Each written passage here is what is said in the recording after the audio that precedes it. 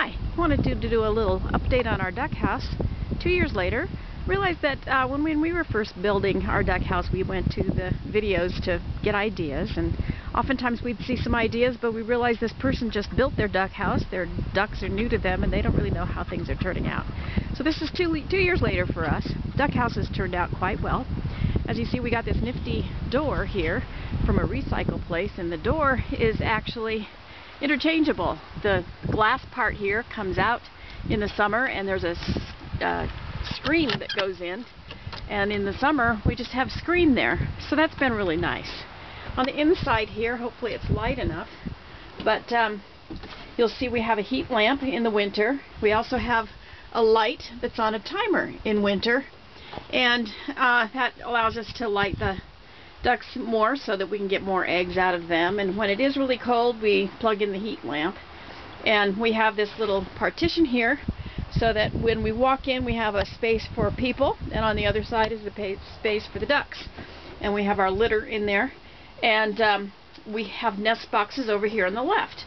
So we also have vents at the top that right now the vents are open, and those are pretty nifty.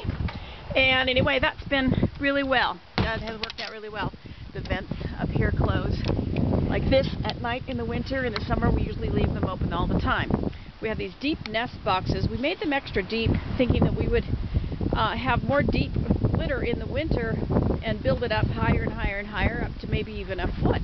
So we thought we needed extra space. As it turns out, we haven't put the litter that high in the winter, and we didn't really need all these nest boxes. They don't always lay their eggs in the nest boxes. When they do, it's kind of nifty, but it's just as easy to reach in and grab the eggs from the inside of the house.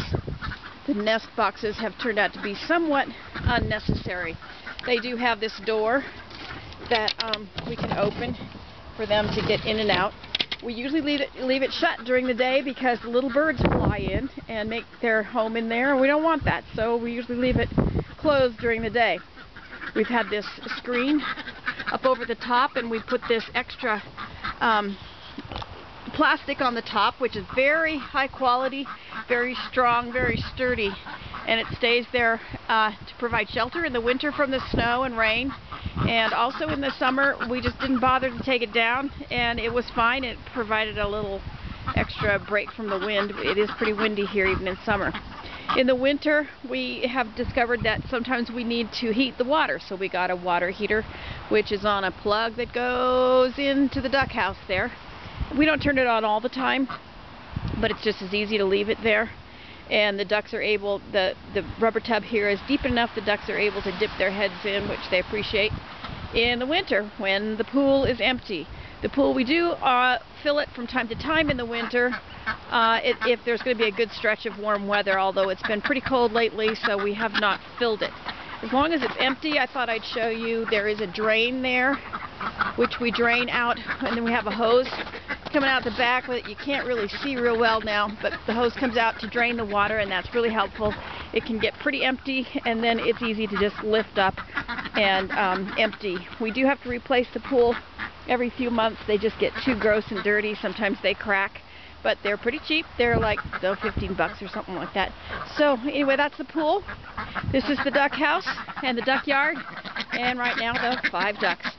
And just thought I'd give you this update so that you know that it did work out really well. We're really happy with the duck house, and there you go.